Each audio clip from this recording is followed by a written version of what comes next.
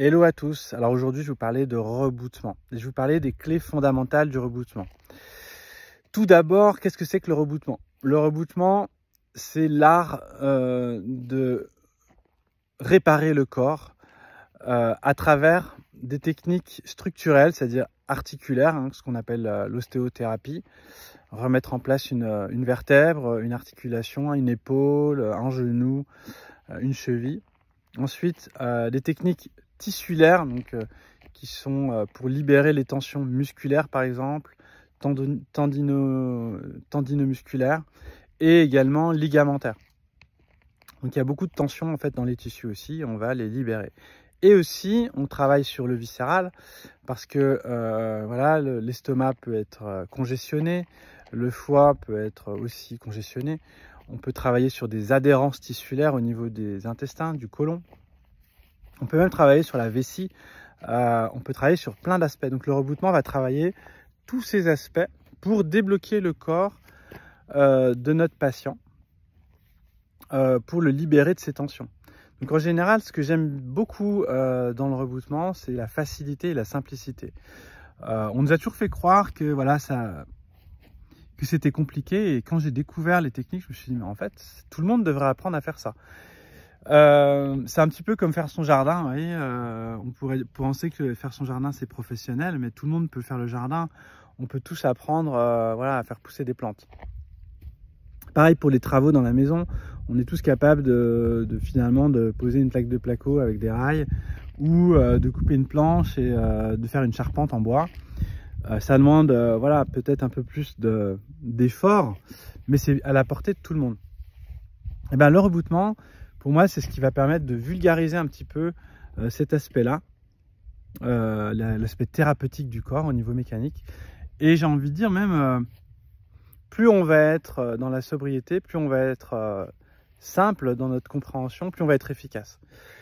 Pour moi, le problème de l'ostéopathie, par exemple, qui est un art que je respecte beaucoup, et j'ai appris beaucoup à travers l'ostéopathie, parce que je m'y intéresse aussi, mais sa problématique, c'est son excès de précision qui fait passer des fois à côté de certaines choses. Parce que quand on va travailler de manière trop localisée, trop précise, trop chirurgicale, donc pour moi les ostéos sont des très bons, ils ont vraiment des outils de précision. Le rebootement travaille un peu plus global. Mais finalement, moi je travaille aussi avec précision, bien sûr. Mes ostéos ont vraiment cet art de la précision, même dans le diagnostic. Alors que le rebooteux, il va être vraiment plus intuitif dans son ressenti. Mais bien sûr, on a une grande compréhension de l'anatomie. Moi, je m'intéresse exactement à l'ostéopathie. Par contre, quand il me parle, mon cerveau, il est embrouillé. Vous voyez, on va te parler de flexion de la vertèbre. Déjà, on ne comprend pas. Par contre, on dit la vertèbre est bloquée, on la débloque. Ça, c'est le rebootement. Et si elle est bloquée dans un sens, on la débloque dans l'autre. On ne cherche pas forcément à comprendre, on cherche à débloquer. À partir du moment où elle est débloquée, c'est ça qui est important. Même moi, il y a des muscles, par exemple, je ne me rappelle plus du nom, mais c'est pas très grave. Le principal, par contre, c'est de comprendre comment est fait ce muscle, où est-ce qu'il s'insère. Et ça, c'est important, beaucoup de visualiser, par contre. Et surtout, ce qui est important, c'est d'avoir ce ressenti. Et ça, c'est purement développé en rebootement. C'est ça vraiment qui fait la grande différence aussi. Puis on travaille beaucoup en magnétisme, en énergétique, chose qui n'est pas forcément travaillée en ostéopathie. Après, ça dépend des thérapeutes. Il y a des thérapeutes qui travaillent aussi l'aspect énergétique, l'aspect émotionnel. Mais ce qui est important, c'est de développer ce ressenti, de développer, donc pour moi, le troisième œil. Ça se passe à ce niveau-là, et ça se travaille avec du Qigong, avec de la méditation.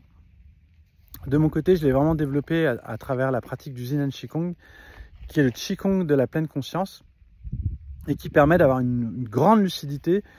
C'est-à-dire que vous allez voir la personne, vous allez ressentir des choses, des dangers, s'il y a un danger. Et donc, vous allez pouvoir éviter les erreurs et surtout trouver aussi des solutions. Quand on est trop réfléchi, quand on est trop dans le mental, en fait, on passe souvent à côté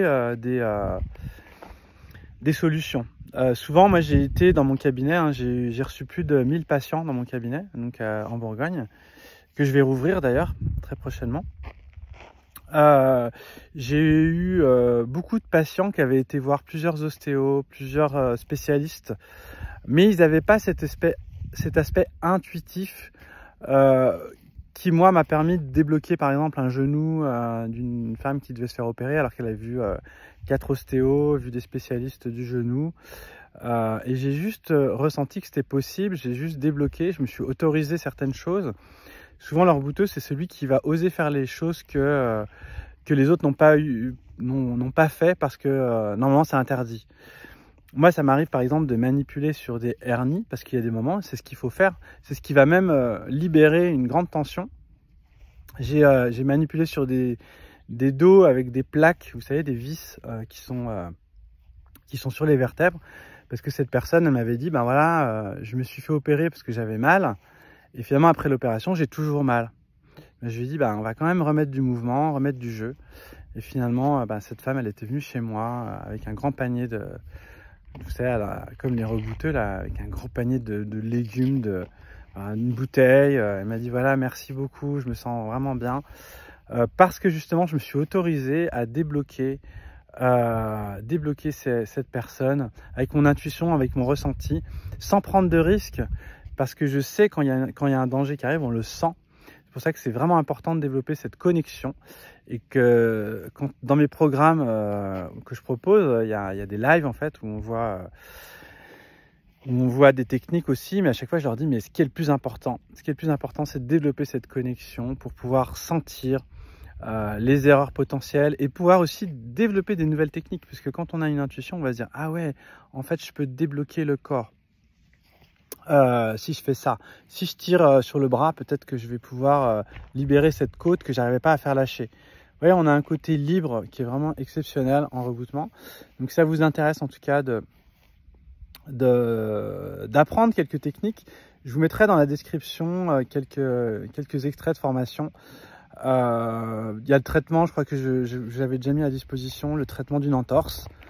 Comme ça, vous pourrez voir, et je vous invite à aller sur la chaîne YouTube où je partage beaucoup de techniques complètes pour rebooter un genou.